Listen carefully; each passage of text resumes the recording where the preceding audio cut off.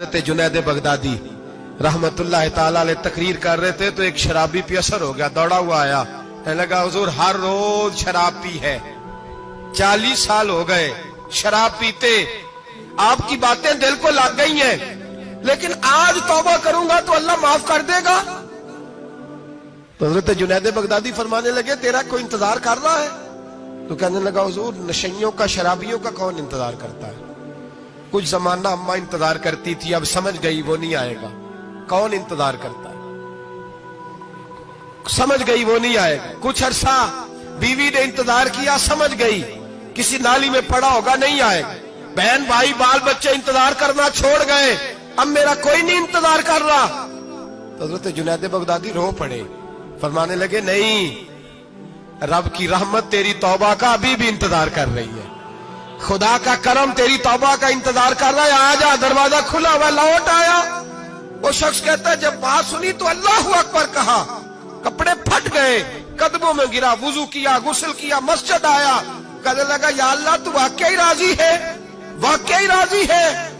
تو فرماتے ہیں جب وہ رو رو کے یہ دعا کر رہا تھا تو مسجد کے ہر کونے سے آواز آنے لگی تو نے سچی توبہ کر لیا تو تیرا رب راضی ہو گیا ہے، ان کو پکڑ کے لاؤ۔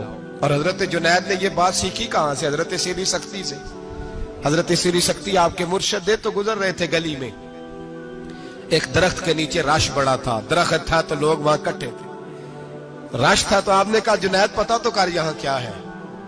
لوگوں نے کہا حضور ایک شرابی شراب کے نشے میں مست آل فول بول رہا ہے اور لوگ تماشا دیکھ رہے ہیں۔ حضرت گئے، چھڑی ہاتھ میں تھی، جوانوں سے کہا چلو نکلو بھاگو، سب لوگ چلے گئے۔ تو فرمایا جنید جا پیالے میں پانی لا۔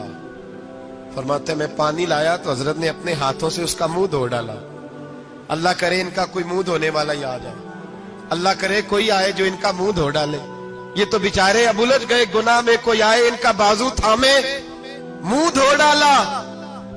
اور دھو کے نہ منہ، تو رب کریم کے ولی کی آنکھوں میں آنسو آئے اور کہنے لگے اے اللہ میں نے منہ اس لیے دھویا ہے کہ جتنے لوگ شراب کی بو سونگیں گے اس کے شرابی ہونے پہ گواہ بنیں گے۔ چلو اب منہ دھویا ہے، کوئی بو تو نہیں نہ سونگے گا، اور لوگ تو گواہ نہ بنیں گے کہ شرابی ہے۔ اور پھر رو کے کہنے لگے اے اللہ جو میری طاقت تھی وہ میں نے کر دیا، اب جو تیرے قبضے میں ہے تو بھی رحمت فرما، میری طاقت میں منہ دھونا تھا میں نے دھو ڈالا ہے، تو دل دھو دیا کرتا ہے، مہربانی کر اس کے دل کو بھی صفائی عطا فرما دے۔ یہ کہہ کے چلے گئے۔ فرماتے ہیں حضرت جنید میں تہجد کا وضو کرا کے جناب سیری سختی کو مسجد میں لے کے پہنچا تو وہ شرابی مجھ سے پہلے مسجد میں بیٹھا ہوا تھا اور آوازیں آ رہی تھی سری تو نے منہ دھویا تھا تو ہم نے دل بھی دھو ڈالا ہے، دھو ڈال ان کے بازو تھا۔ امام بہقی نے دلائل کے اندر لکھا ہے، فرماتے ہیں نبی کریم صلی اللہ علیہ وسلم نے ان کی طرف دیکھا تو حضور کی مقدس آنکھیں آنسوؤں سے بھر گئیں۔ حضور نے فرمایا ابو بصیر تیری تکلیف مجھے نظر آ رہی ہے پر میں نے وعدہ کیا ہوا ہے، میں نے وعدہ، بھئی یہاں ڈٹ کے رہنا بڑا مشکل ہے، یہاں قائم رہنا بڑا کٹھن مرحلہ ہے، یہاں آزمائش کے موقع پر دین پر انہوں نے تو رکھا ہی نہیں، لوگ تانے دیتے ہیں باتیں کرتے ہیں، رکھا ہی نہیں، تو پھر ان کا بنتا ہے۔ حضور نے فرمایا تجھے جانا پڑے گا۔ صحابہ کہتے ہیں پورے مدینے میں ایسے تھا جیسے سوگ کا سما ہو۔ جب وہ دو سپاہی حضرت ابو بصیر کو پکڑ کے لے جا رہے تھے تو وہ پلٹ پلٹ کے پیچھے دیکھتے تھے، پلٹ پلٹ، پیروں میں خون ہے، آنکھیں آنسوؤں سے بھری ہوئی۔ فرماتے ہیں جب وہ پلٹ رہے تھے تو مدینے کی گلیاں بھی رو رہی تھی۔ میرے نبی پاک جب وہ آنکھوں سے اوجھل ہو گئے تو حضور بیٹھ گئے زمین پہ، نبی پاک نے رونا شروع کر دیا۔ فرمایا اللہ تو نے اس شخص کی مدد فرمانی ہے، اس پر کرم کرنا ہے، اللہ اس کا خیال فرمانا، اس کے لیے دعا کی۔ حضور روئے۔ حضرت ابو بصیر باہر نکلے تو وہ جو کافر تھے نا وہ کہنے لگے تو بڑا بنتا تھا ان کا، انہوں نے تجھے رکھا نہیں، تجھے رکھا بھی نہیں۔ تو حضرت ابو بصیر نے تھپڑ مارا منہ پہ، کہنے لگے میں وہ نہیں جو تھوڑی سی بات سے بدل جاؤں، ایمان یقین اور استقامت کی دولت ملی ہوئی ہے۔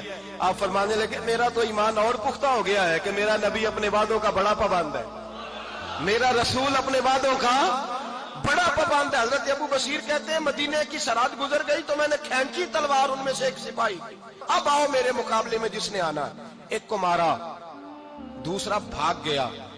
فرماتے اب میں مکے جا نہیں سکتا تھا، جاؤں گا تو وہ زیادہ ماریں گے، مدینے حضور نے قبول نہ فرمایا.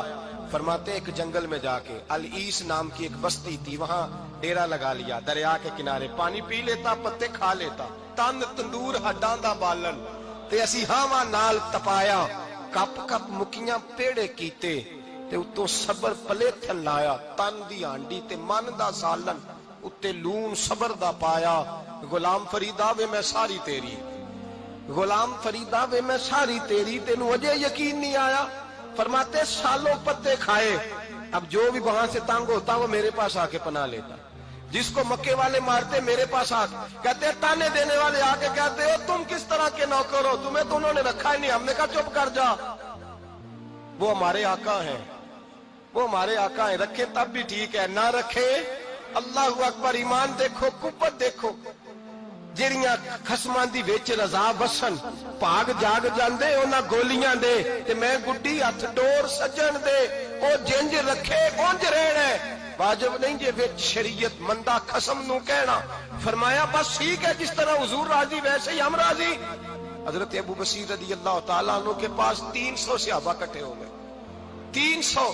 حضرت ابو بصیر جب مدینے کی سرحد سے گزر رہے تھے نا, تو نبی پاک نے ایک آواز دی تھی, فرمایا ابو بصیر ایک وقت آئے گا کہ میرا پیغام تجھ تک پہنچے گا, ایک ٹائم آئے گا. حضرت ابو بصیر سے جب کوئی کہتا نا کہ زندہ کس بات پہ ہو, تو فرمانے لگے مصطفیٰ کے فرمان پہ بڑا یقین ہے, بلاوا آئے گا, مجھے بلاوا, مجھے یقین ہے کہ مجھے بلاوا, بڑی امید ہے سرکار قدموں میں بلائیں گے, اور کرم کی جب نظر ہوگی مدینے, مجھے یقین ہے کہ مجھے بلاوا. حضرت ابو بصیر رضی اللہ تعالیٰ عنہ فرماتے ہیں کہ وقت گزرتا گیا, 300 لوگ کٹھے ہو گئے. جب کوئی مسلمانوں کا قافلہ مکے کے پاس سے گزرتا تو مکے والے لوٹ لیتے تھے. حضور نے بھی اجازت دی مدینے والوں کو, اگر ان کا قافلہ کوئی آئے تمہیں بھی حملے کی اجازت ہے, کفر کا مال مال غنیمت ہے.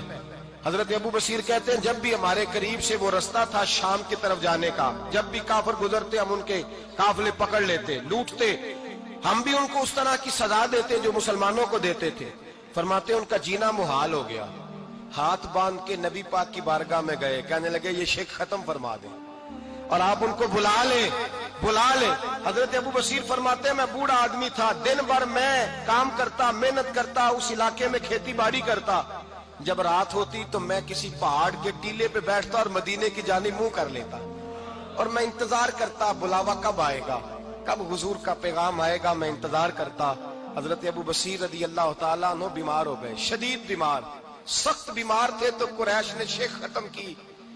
حضرت ابو ہریرہ کہتے ہیں نبی پاک نے 2 صحابہ کو روکا دیا, فرمایا جاؤ اسے جا کے کہو آ جائے, اسے کہو آ جائے.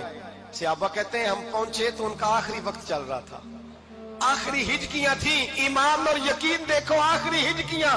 لوگ کہتے ابو بصیر وقت آ گیا, وہ کہتے ہیں نہیں ابھی وقت نہیں آیا, وقت تب آئے گا جب نبی پاک کا بلاوا آئے گا. حضور کا وعدہ تھا وقت تب آئے گا جب میرے نبی کا بلاوا آئے گا, بھی بلاوا نہیں آیا تو ابو بصیر کا وقت بھی نہیں آیا.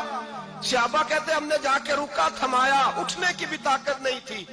جب حضور کا رکا لیا نا تو دونوں یوں مٹھیاں بند کر لی, گویا جھوم جھوم کے نعرے لگانے لگے, آؤ دیکھو میرے نبی کے وعدے کتنے سچے ہیں, آؤ دیکھو حضور کے وعدے. چومتے حضور کا نامہ سر پہ رکھتے, سینے سے لگاتے, اور کہتے ہیں پھر بلند آواز سے کلمہ پڑھنے لگے. کہنے لگے حضور میں حاضر ہوا, یا رسول اللہ میں آیا.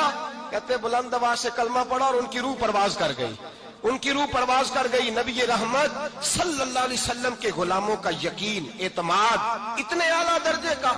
کمزور مسلمان, دائیں بائیں دیکھتا مسلمان, کفر کے وعدوں پر اعتبار کرتا, یہودی عیسائی اور سکھ کے وعدوں پر اعتبار کرتا, دنیا دار ٹھگ اور چور کے وعدوں پر اعتبار کرتا, یہ رب کریم کے وعدے پر اعتبار نہیں کرتا, یہ اللہ رسول کے ساتھ اپنی توجہ کو مبذول نہیں کرتا. میرے رسول کریم سید عالم صلی اللہ علیہ وسلم کے غلاموں نے اعتماد کر کے, یقین کر کے ہمیں بتلایا ہے کہ جب تیرے پاس یقین کی دولت ہوتی ہے پھر تو دنیا کا طاقتور آدمی ہوتا ہے. جب تیرے پاس ایمان کی قوت ہوتی ہے تو دنیا کا سب سے مضبوط شخص ہوتا ہے. اپنے آپ کو مضبوط کریں, اپنے اندر ایمان کی توانائی پیدا کریں. یہ جھوٹے وعدوں پر, جھوٹی تسلیوں پہ اپنے آپ کو زندہ نہ رکھیں, نہ دیکھیں دائیں بائیں کیا ہو رہا ہے, توجہ سیدھی اللہ رسول کی جانب رکھیں. مضبوط ایمان پیدا کرے, تگڑا, دانائی والا. ایک حدیث میں نے البدایہ میں پڑھی, اور جب روایت پڑھی نا तो पढ़ के मैंने किताब बंद कर दी। मैंने कहा बस भाई अब इससे आगे कहां जाना है किसी ने, ये तो हद है, इस उन्वान पर हद है।